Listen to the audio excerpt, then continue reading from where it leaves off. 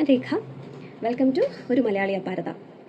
അപ്പോൾ ഇന്നത്തെ വീഡിയോ എന്ന് പറയുന്നത് മൂക്കുത്തി കുത്തിയിട്ട് എന്തൊക്കെ ചെയ്യണം, എന്തൊക്കെ ചെയ്യരുത് എന്നുള്ളതിനെക്കുറിച്ചുള്ള ഒരു വീഡിയോ ആണ്. ഞാൻ മൂക്കുത്തിയിട്ട് ചെയ്ത പൊട്ടത്തരങ്ങളൊക്കെയാണ് ഇപ്പോൾ പറയാൻ പോകുന്നത്. അത് കഴിഞ്ഞിട്ട് നമുക്ക് ഹീൽ ചെയ്യാനുള്ള കാര്യങ്ങൾ എന്തൊക്കെയാണെന്ന് നോക്കാം. ഞാൻ മൂക്കുത്തിയപ്പോൾ തന്നെ മൂക്കുത്തിയ ആൾ പറഞ്ഞിരുന്നു ഒരു 2-3 hours കഴിഞ്ഞിട്ട് വേണമെങ്കിൽ മാറ്റിയിടാം, മൂക്കുത്തി മാറ്റിയിടാമെന്ന്. ഇട്ടത് വാവയുടെ ഒരു മോളുടെ പഴയൊരു മൂക്കുത്തിയാണ്. അത് സ്റ്റെറിലൈസ് ഒന്നും ചെയ്തിട്ടുണ്ടായിരുന്നില്ല. അതുകൊണ്ടാണോ പ്രശ്നം പറ്റിയത് അതൊന്നും അറിയില്ല. അപ്പോൾ അത് ഇട്ടിട്ട് പിറ്റേ ദിവസത്തേക്ക് അത് ഊരിപ്പോന്നു. രാവിലെ ആയപ്പോഴേക്കും അത് ഊരിപ്പോന്നു. അത് കാരണം ഞാൻ പാനിക്കായിട്ട് ഈ ഹോൾ അടയുണ്ടല്ലോ എന്ന് വിചാരിച്ചിട്ട് വേറെ ഒരു ഇമിറ്റേഷൻ അതിൻ്റെ കൂടെ തന്നെ ഞാൻ 3 ഇമിറ്റേഷൻ നോസ് പിൻസ് വാങ്ങിച്ചിട്ടുണ്ടായിരുന്നു. അപ്പോൾ അതിൽ ഒരെണ്ണം ഞാൻ എടുത്തിട്ടു തൽക്കാലം, അത് അടയണ്ട എന്നുള്ള ഇതിൽ. എന്നിട്ട് പിന്നെ 2-3 ദിവസം കഴിഞ്ഞപ്പോൾ ഓക്കെ ആയി എന്ന് തോന്നിയപ്പോൾ ഞാൻ ഈ മൂക്കുത്തി എടുത്തിട്ടു. ഇതിൻ്റെ സ്റ്റമ്പ് ഇച്ചിരി ആദ്യം കുത്തിയ മൂക്കുത്തിനേക്കാളും കുറച്ചും കൂടെ വണ്ണമുള്ളതാണ് ഇതിൻ്റെ സ്റ്റമ്പ്. അപ്പോൾ ഇത് കുത്തി വെച്ചു. ഇത് കുത്തി ഒരാഴ്ച ആയിട്ടില്ല. അതിന് മുന്നേ ഇവിടെ ബമ്പ് വരാൻ തുടങ്ങി. അതെന്തുകൊണ്ടാണെന്ന് വെച്ച് കഴിഞ്ഞാൽ എനിക്ക് തോന്നുന്നു മുഖമൊക്കെ കഴുകുമ്പോൾ വെറ്റായിട്ടിരുന്നു. ചിലപ്പോൾ അതുകൊണ്ട് നനവൊക്കെ നിന്നിട്ടായിരിക്കാം, സോപ്പൊക്കെ പോയിട്ടായിരിക്കാം. ഏതൊരു യൂട്യൂബിൽ ഞാൻ കണ്ടിരുന്നു അവിടെ ദിവസവും സോപ്പിട്ട് കഴുകണം എന്നൊക്കെ. അപ്പോൾ കുളിക്കുമ്പോൾ സ്വാഭാവികമായിട്ടും നമ്മുടെ മൂക്കിൽ സോപ്പ് പോവും, നനയും.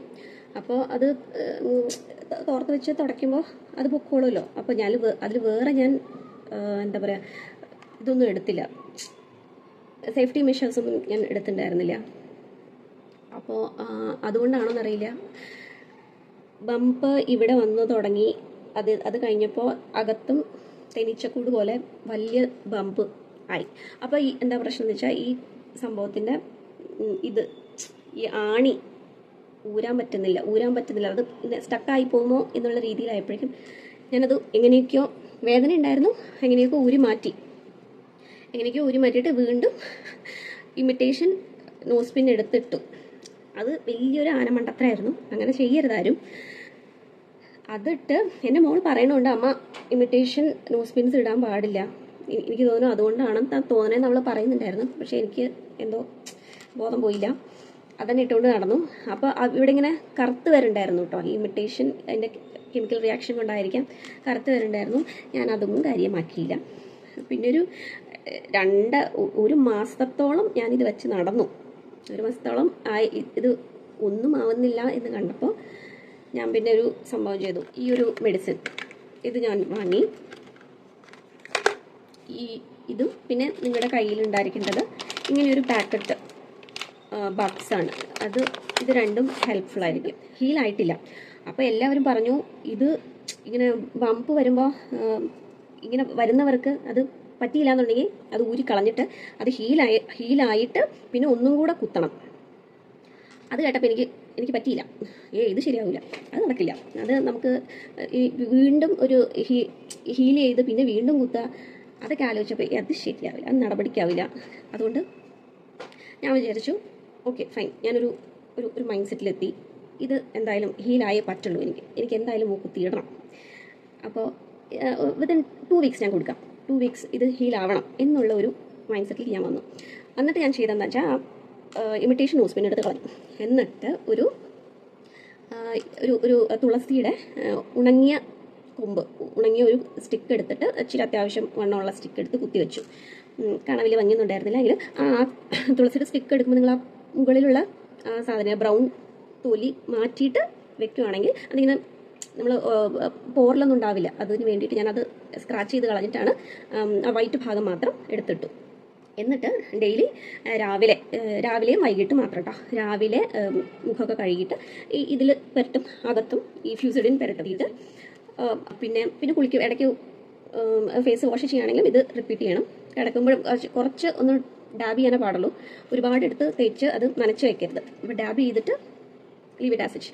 എന്നിട്ട് പിന്നെ ഒരാഴ്ച വിത്തിൻ 1 week അത് നല്ലോണം ഹീലായിട്ട് കാണുന്ന സംഭവമാണിത്. ഹീലായി. നമ്മൾ വേറെ ഈ മുക്കുത്തി തന്നെ ഇത് ഞാൻ ഇടുന്നതിന് മുന്നേ ഞാൻ ഒരു ചെറിയ ബൗളിൽ വെള്ളം എടുത്ത് തിളപ്പിച്ച് ഇതിൽ ഇട്ട് കുറേ ഒരു 5-10 മിനിറ്റ് തിളപ്പിച്ചിട്ട് ആണ് ഈ സംഭവം എടുത്തിട്ടത് കേട്ടോ. അപ്പോൾ ഇപ്പോൾ കംപ്ലീറ്റ്ലി ഹീലായി, എനിക്ക് പ്രശ്നങ്ങളൊന്നുമില്ല, വേദനയുമില്ല, ഒന്നുമില്ല. ഇത് ഈ ഒരു വേറൊരു ഡയമണ്ട് ജെയിനോസ്പിന്നല്ലേ ഞാൻ നോക്കി വെച്ചിരിക്കണം, അത് വാങ്ങിക്കണം. അത് ഇപ്പോൾ സമയമായിട്ടില്ല, അത് ഞാൻ വാങ്ങിക്കും. അത് ഞാൻ വാങ്ങിക്കുമ്പോൾ നിങ്ങൾക്ക് ഞാൻ കാണിച്ചു തരാം കേട്ടോ. പിന്നെന്താ വേറെ എന്തെങ്കിലും പറയാൻ വിട്ടിട്ടുണ്ടോ? അപ്പോൾ മെയിൻലി നിങ്ങൾക്ക് വേണ്ടത് ഇതൊക്കെ ഈ 2 സംഭവങ്ങളാണ്, ഗ്ലിസറിനും പിന്നെ ഇതും. അപ്പോൾ അത്രയേ ഉള്ളൂ. ഇത്രയും ചെയ്യുവാണെന്നുണ്ടെങ്കിൽ പിന്നെ അപ്പം മെയിനായിട്ട് നിങ്ങൾ കൈ വാഷ് ചെയ്തിട്ട് മാത്രം മൂക്കിൽ തൊടുക. വാഷ് ചെയ്യാണ്ട് കൈ മൂക്കിൽ തൊടാൻ പാടില്ല. ചിലപ്പോൾ കയ്യിലുള്ള ജേംസ് ഒക്കെ കയറിയിട്ടും ഇൻഫെക്ഷൻ വരാം. അതുകൊണ്ട് എപ്പോഴും കൈ ശുദ്ധമായിട്ട് തന്നെ ക്ലീനായിട്ട് തന്നെ ഇരിക്കണം. എന്നിട്ട് മാത്രം നിങ്ങൾ മൂക്കിൽ ടച്ച് ചെയ്യാൻ പാടുള്ളൂ. അത് മെയിൻ ആയിട്ട് ശ്രദ്ധിക്കേണ്ട ഒരു കാര്യമാണ്. പിന്നെ വേറെന്താ,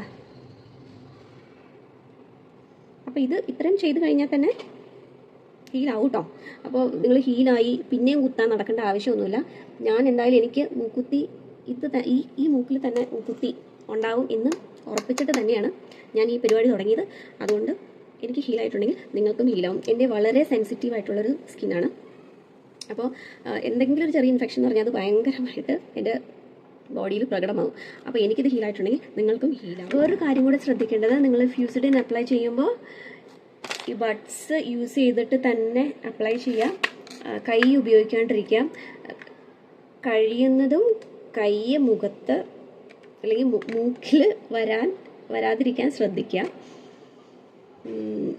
കാര്യം കൂടി, നിങ്ങൾ ഫേസ് വാഷ് ചെയ്ത് കഴിഞ്ഞിട്ട് ബഡ്സ് വെച്ചിട്ട് തന്നെ ഇത് ഫസ്റ്റ് ക്ലീൻ ചെയ്യണം കേട്ടോ. ഒരു ബഡ്സ് വെച്ച് ക്ലീൻ ചെയ്യുക, അകത്തും പുറത്തും ക്ലീൻ ചെയ്യുക. എന്നിട്ട് വേറൊരു ബഡ്സ് എടുത്തിട്ട് ഫ്യൂസിഡിൻ ക്രീം അപ്ലൈ ചെയ്യുക കേട്ടോ. അങ്ങനെയാണ് വേണ്ടത്. ഓക്കെ, ഈ വീഡിയോ ഉപകാരപ്പെട്ടു എന്ന് വിചാരിക്കുന്നുണ്ടെങ്കിൽ ലൈക്ക് ചെയ്യാം. ഇനി വേറെ എന്തെങ്കിലും സംശയം ഉണ്ടെങ്കിൽ കമൻറ്റ് ചെയ്ത് ചോദിക്കാം. എനിക്കറിയാവുന്നതാണ് ഞാൻ പറഞ്ഞുതരാം. പിന്നെ സബ്സ്ക്രൈബ് ചെയ്യാൻ മറക്കരുത് കേട്ടോ. Thank you for watching. By.